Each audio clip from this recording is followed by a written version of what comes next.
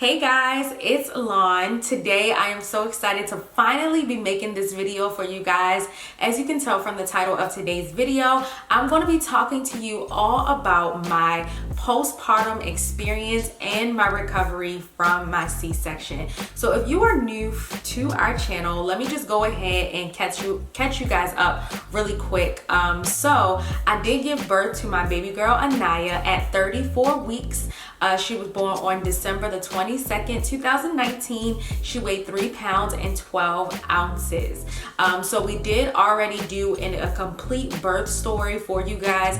If you have not watched that, then you might want to head on over to that video, get caught up, and then come and watch this video because it'll all make sense after you see our birth story. If you guys are scheduling a C-section, or maybe you just want to be prepared because you never know how things will go in the delivery room, I'm really excited to be telling you guys about how I recovered from my C-section and everything postpartum. So if you want to see everything that I went through, then just keep on watching. All right, so let's just go all the way back. Like, why don't we start from the beginning? So starting from like right after surgery, I got wheeled out of surgery and they had me sitting in the recovery section. So like the recovery section, it wasn't anything crazy. It wasn't like a room or anything. It was just like, it wasn't a suite. It was just like a section, I guess, of the hospital.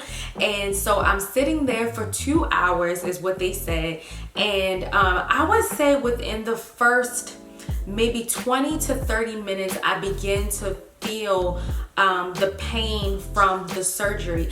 Now, I would say on a scale of 1 to 10, it was maybe like a 3 or 4. I just started to feel the feeling, which was completely different because at first I was just completely numb. So it's like my toes were still numb, but I was starting to feel that incision. And I just thought that that was so soon after. Like, I did not think that I was going to feel the incision that quickly.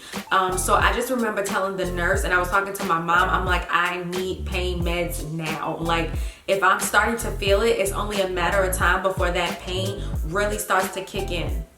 So, and by the way, I had a spinal. It's in the spine. It's a little bit different than an epidural, but that's the anesthesia that I was on. So I'm sitting in that like recovery area. I'm waiting for my meds, and the first 15 minutes she came and she started those painful stomach massages. So I don't know why they call them stomach massages. They are not a massage by any means necessary, but basically what they're doing is, or what my nurse did, is she took her hand just like this, and I don't know, like, let's say this is your stomach. She presses down like right around your belly button, like right below it.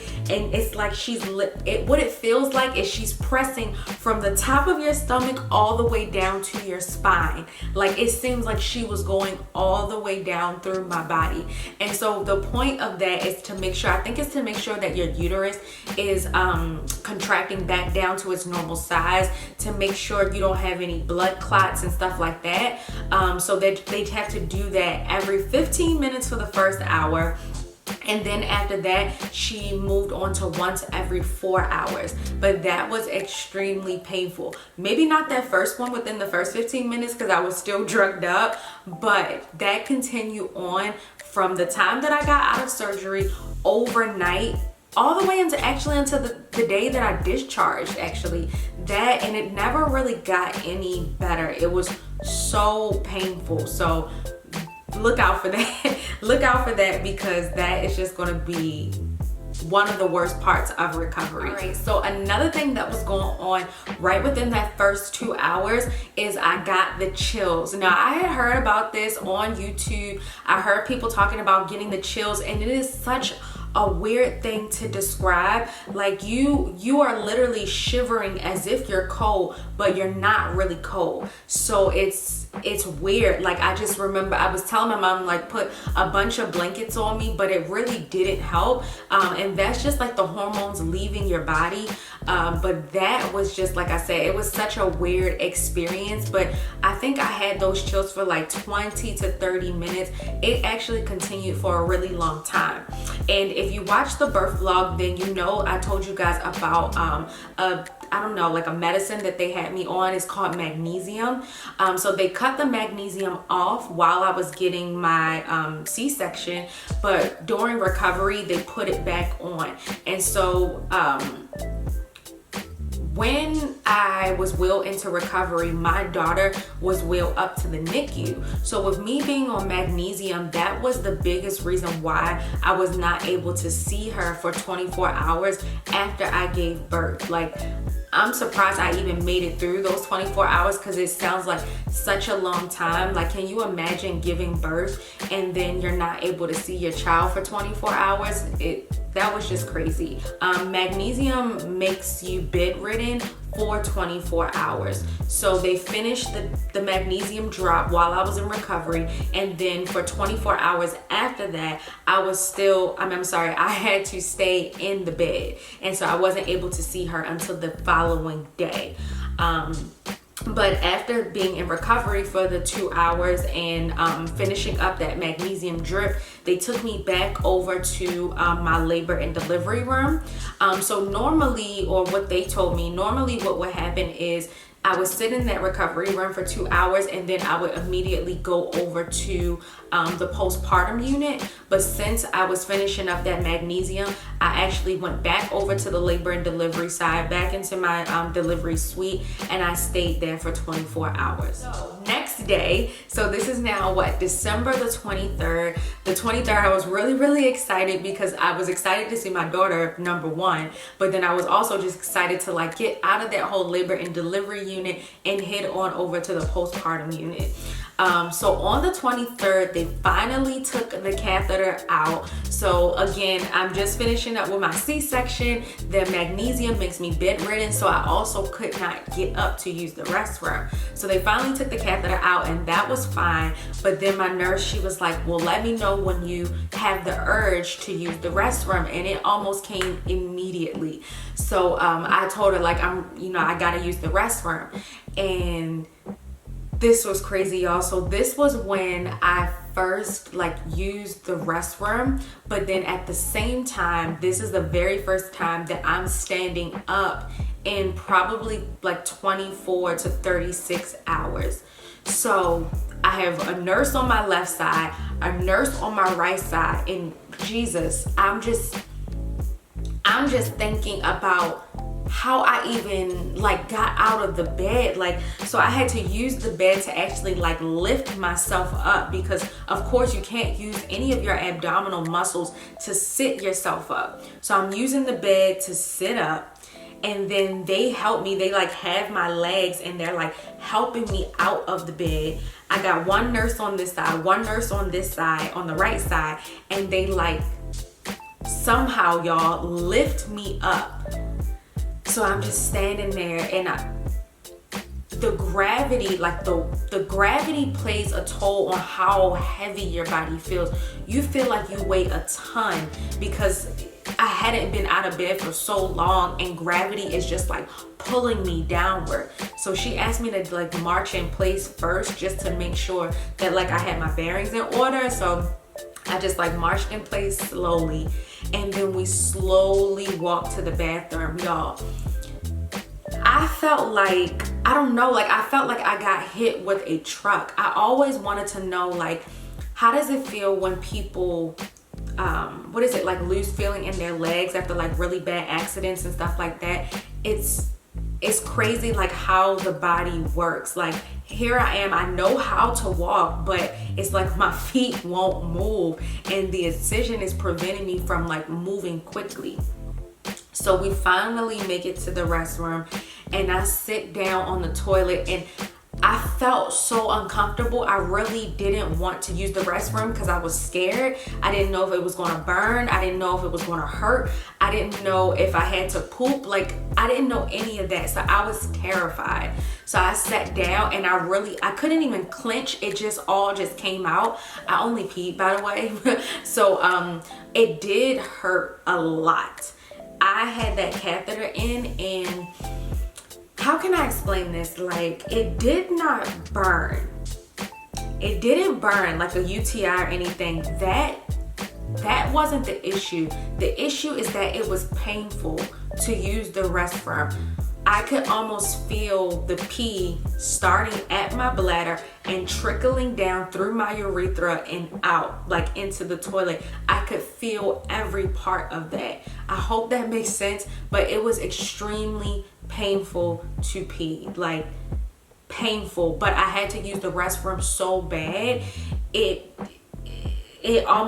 was no point in me trying to like stop and wait and ouch and ooh and all that other stuff. So I finally got through that first pee, and you have to pee for like a certain amount of time or they'll have to like put the catheter back in. So I peed like a racehorse, so I was good there. And then they finally put me in the wheelchair to move me over to the postpartum unit. The postpartum unit is like a vacation compared to labor and delivery. Labor and delivery, the job of the nurses is to like make sure you're safe, make sure you're healthy. They're checking your blood pressure, they're checking your temperature, they're checking every single thing on you. When you get over to the postpartum unit, basically you have been cleared in a sense on the other side, so that when you get to the postpartum side, it's more like smooth sailing. They don't have to check on you as much. So when I got to the postpartum side, it was just like so different.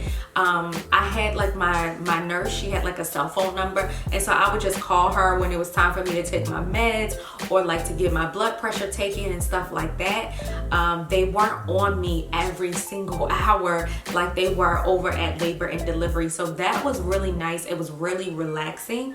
And then when I got over to postpartum, they started giving me different pain medicine.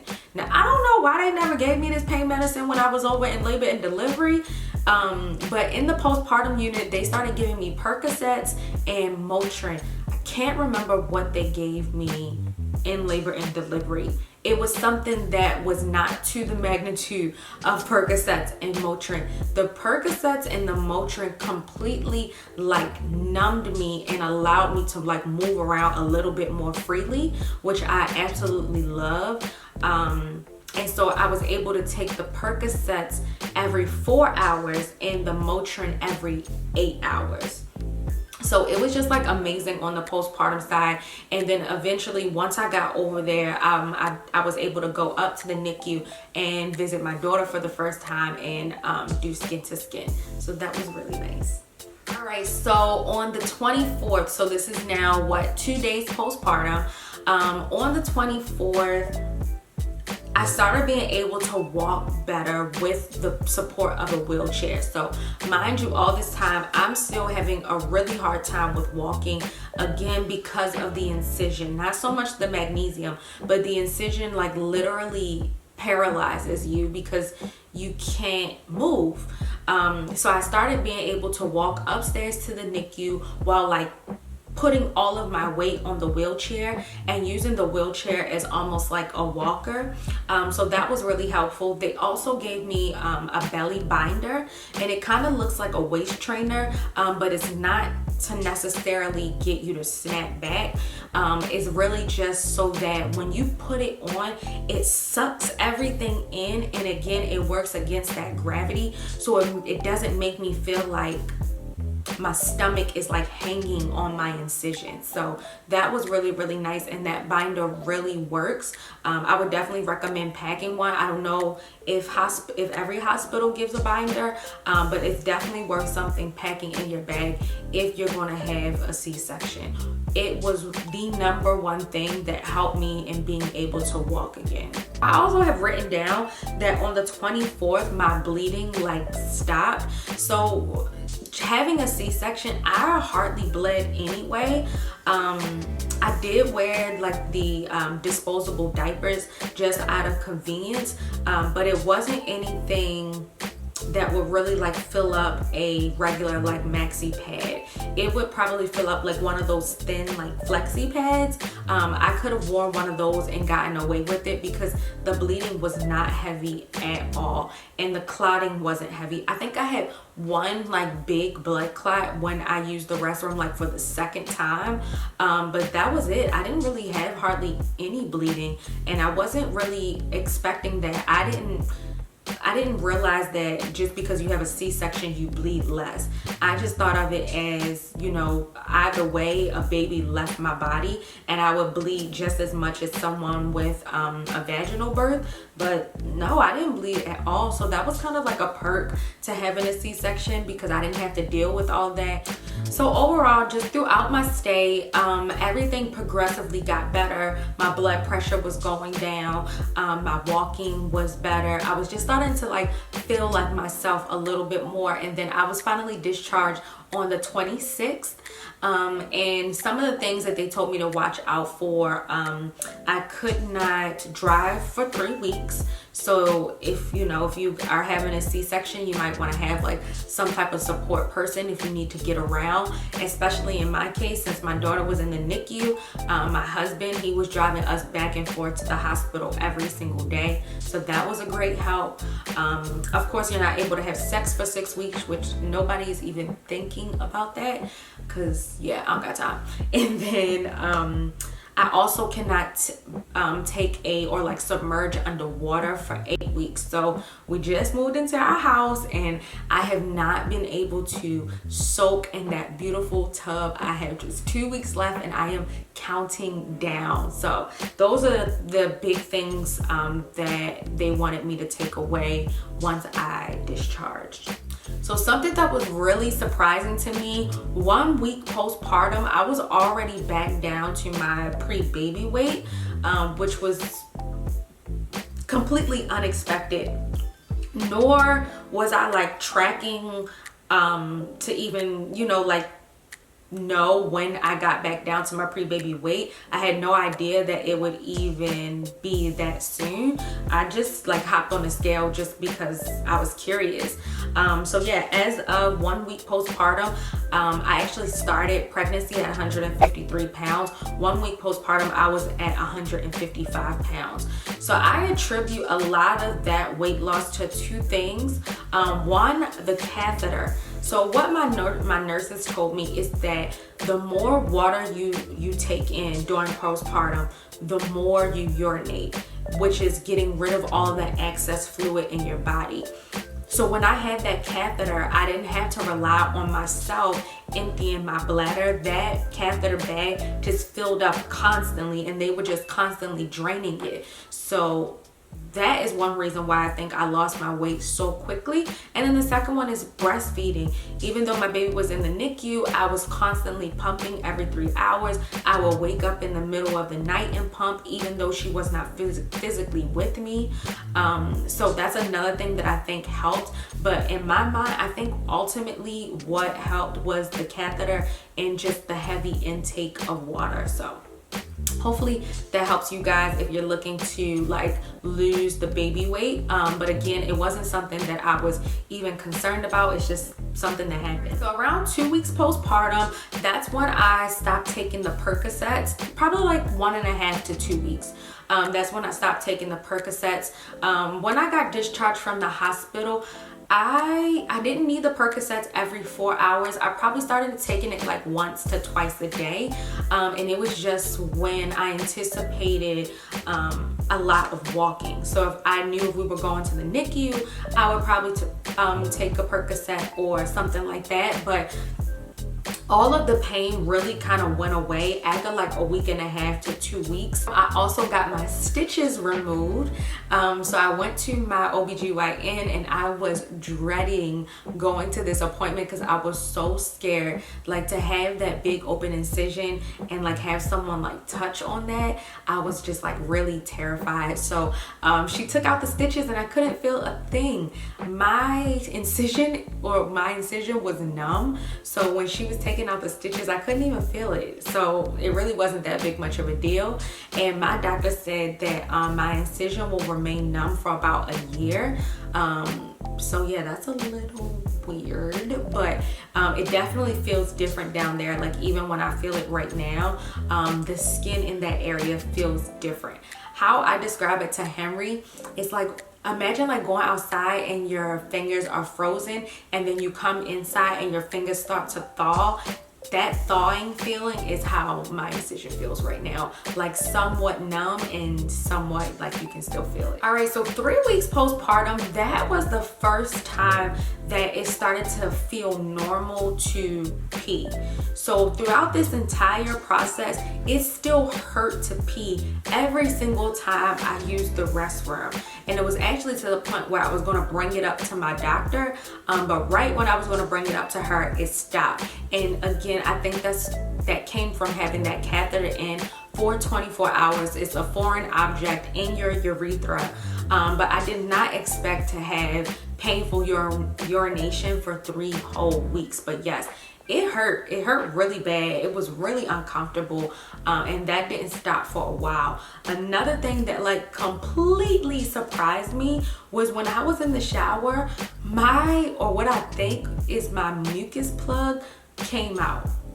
So my mucus plug started coming out in the 3rd week postpartum over the course of 1 to 3 days. Like I just felt something like so weird coming out of there, and I like I had my washcloth and I like wiped, and it's like this slimy jelly like huge thing that just like came out, and I'm just like, Henry, and I'm calling Henry. I'm like, look at this, what is this? It literally just looks like a dollop of like slime, like jelly, like it's a mess. It's a mess. My doctor, she didn't even warn me about that. So at 4 weeks postpartum, I started feeling like my absolute self again. I was able to drive again. My blood pressure was back down and much lower and back in its normal ranges. So I'm no longer having to, like take the high blood pressure medicine and worry about my blood pressure, anything, praise God. So, which again, I never even had high blood pressure prior to pregnancy anyway. So I'm really thankful that my blood pressure is back down to normal, and my incision is healing perfectly well. And just overall, I'm just so glad to just be back to feeling like myself again.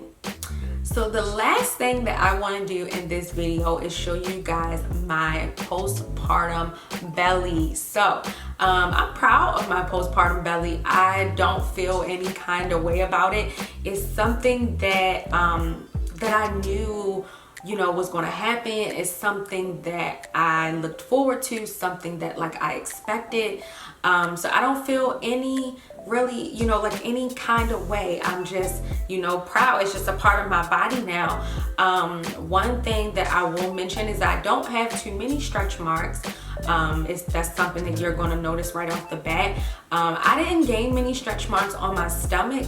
I more so gained stretch marks on the back of my hips and my butt, and even like a little bit on the inside of my butt as well. That's where I found most of my stretch marks. A little bit on my thighs, but not really. But yeah, so without further ado,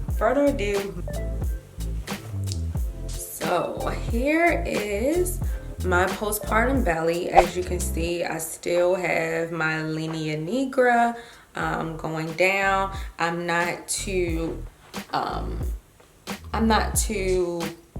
bothered by that. I don't really care if it stays there or if it goes away. But yeah, here is what I'm looking like. And keep in mind, again, I am 6 weeks postpartum. I started out 153 pounds pre-baby. I gave birth at 173 pounds, and I am now 144 pounds. So just for reference, just to let you guys know, where I am in my weight loss journey. I really hope that you guys enjoyed this video. I hope that you guys enjoyed this like open, honest way for us to talk about like my recovery and my postpartum. I really hope that you enjoyed this video, and I'll see you in my next one, guys. Peace.